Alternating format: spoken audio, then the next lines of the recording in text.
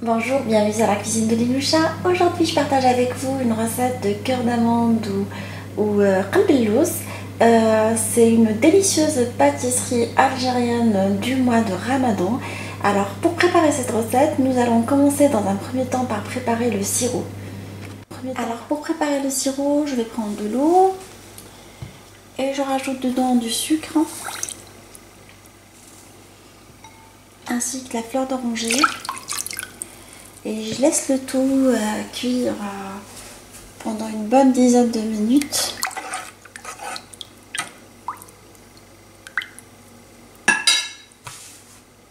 Alors une fois le sirop préparé, nous allons commencer par préparer la pâte de qalb al-lous. Alors j'ai pris de la semoule de blé dur, grosse en fait, calibre gros. Il faut vraiment utiliser ce calibre gros. Pour les personnes qui habitent en Europe, en France, en fait, c'est facile de le trouver chez les boucheries ou dans les bazars, en fait. Il faut juste bien chercher. Parce que si vous le réalisez avec un calibre différent, bah, les ingrédients, c'est pas pareil. Et puis le résultat, il va pas être pareil. Alors, je prends ma semoule. Je rajoute dedans du sucre. Alors, je vous laisse, comme d'habitude, les ingrédients exacts en début de la recette et en barre d'infos.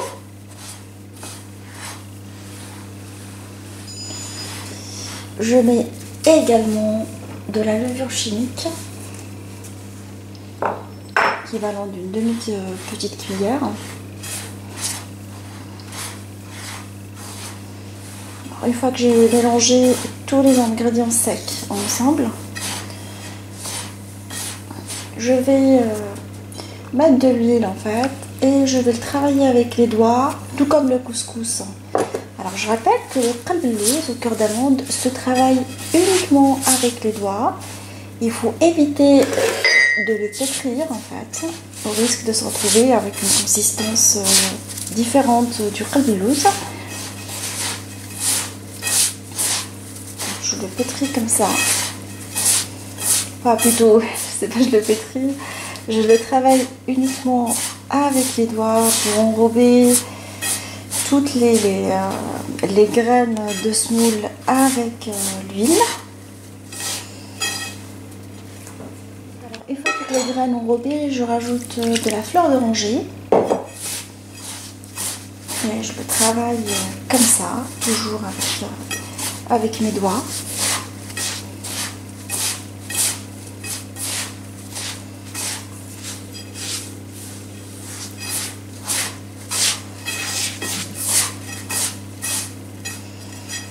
Et là, je vais mettre du yaourt à la vanille.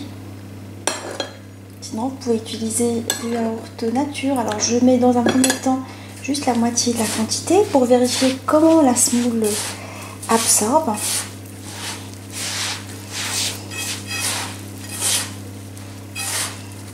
Et comme je vous ai dit, on le mélange de cette façon-là.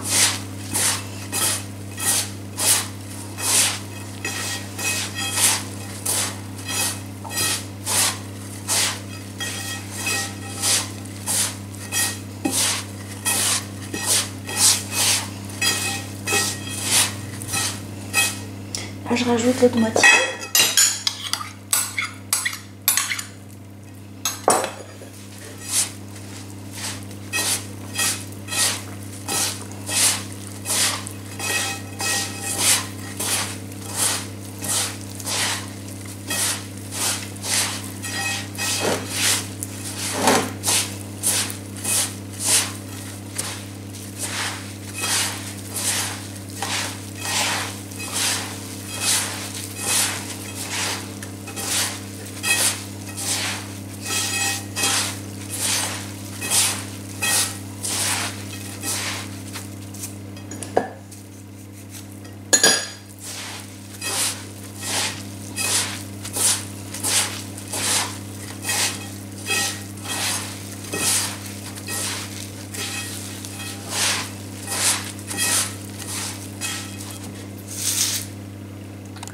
Alors dans un moule rectangulaire, alors je vous laisserai les ingrédients exacts ainsi que le diamètre du moule. que j'ai beurré et fariné. En fait, j'ai mis de la semoule fine pour qu'il n'accroche pas après. Je vais répartir la moitié de la semoule.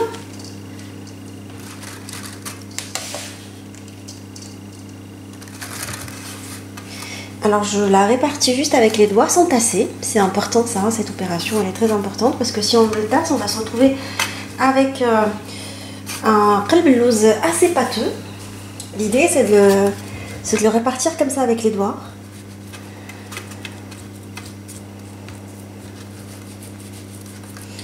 En essayant d'égaliser la surface.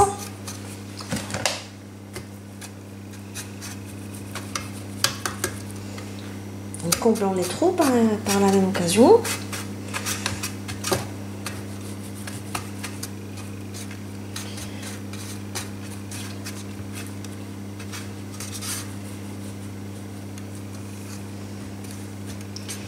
Une fois que j'ai bien égalisé la surface avec les doigts, sont tassés, je vais mettre des amandes auxquelles j'ai rajouté une cuillère à soupe de cannelle, poudre d'amande. J'ai pris de la poudre d'amande déjà mondée et en poudre déjà en fait. Sinon, vous pouvez prendre des amandes entières et les torréfier. Une fois torréfiées, vous les mixez après avec la peau. Alors, je répartis un tout petit peu partout aussi les amandes. Alors là, je vais répartir l'autre moitié de la semoule.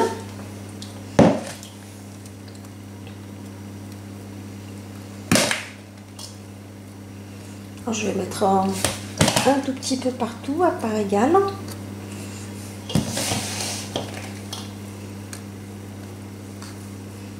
Toujours avec les doigts, sans tasser, c'est important.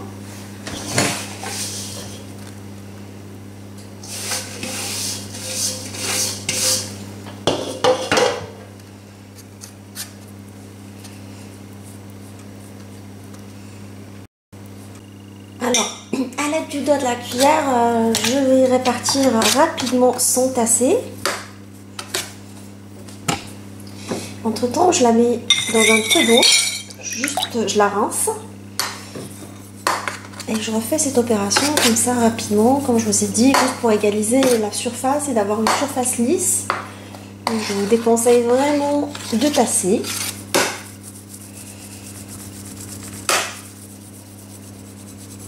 Vous voyez, je fais des petits mouvements circulaires comme ça, des va-et-vient aussi. Je lave ma cuillère entre temps. Bon, j'estime qu'elle accroche.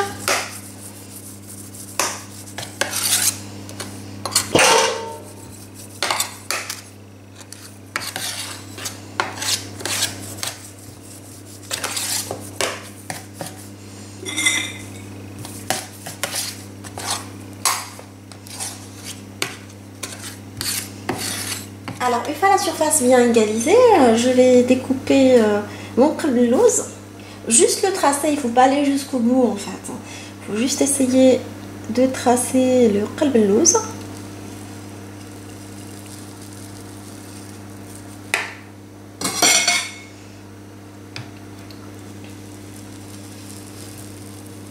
Vous avez bien vu que je n'enfonce pas complètement mon couteau.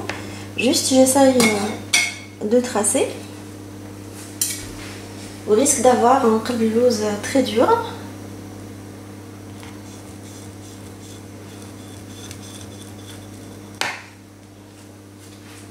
Alors je vais tracer complètement. Alors une fois que je l'ai correctement découpé, on va juste tracer. Je vais mettre quelques amandes entières que j'ai enfoncées dans mon qalb al-lawz. Comme ça, pour bien marquer les parts. Et je vais les faire cuire dans un four préchauffé à 180 pendant 1 heure en surveillant la cuisson jusqu'à ce qu'il ait une jolie coloration dorée. Alors si vous remarquez qu'il n'est pas très doré, vous pouvez le passer en mode allumer le four juste en haut en mode grill les 5 ou 10 dernières minutes jusqu'à ce que les bords soient vraiment dorés. Voilà, il est prêt à rentrer dans le four. Alors après coloration du qalbellouz et cuisson complète, alors je l'ai sorti du four. On voit qu'il a pris une jolie coloration dorée également sur les côtés. Et je vais l'arroser avec le sirop froid. C'est important en fait que le qalbellouz soit encore chaud et le sirop froid. Là on voit qu'il absorbe le jus. Alors je l'arrose régulièrement jusqu'à ce qu'il absorbe la totalité du sirop. Alors une fois qu'on voit qu'il a bien absorbé, on arrose un tout petit peu et on continue à faire ça jusqu'à ce qu'on finalise tout le sirop et on le laisse dans le plat pendant une soirée complète et on le découpera que le lendemain. Ainsi il va pouvoir absorber son jus et être vraiment mielleux. Mon qalbellouz farci au cœur d'amande est maintenant frais. Alors je vais vous montrer la texture. Alors tel le qalbellouz qu'on achète dans les magasins orientaux. Alors je vais vous la rapprocher pour voir. Il est mielleux, il est fondant en bouche. On voit bien la petite croûte des amandes au milieu. Alors j'espère que cette recette vous a plu. Et on se dit comme d'habitude, on se retrouve sur la cuisine d'Elimoucha avec des nouvelles recettes, des nouvelles gourmandises et à bientôt.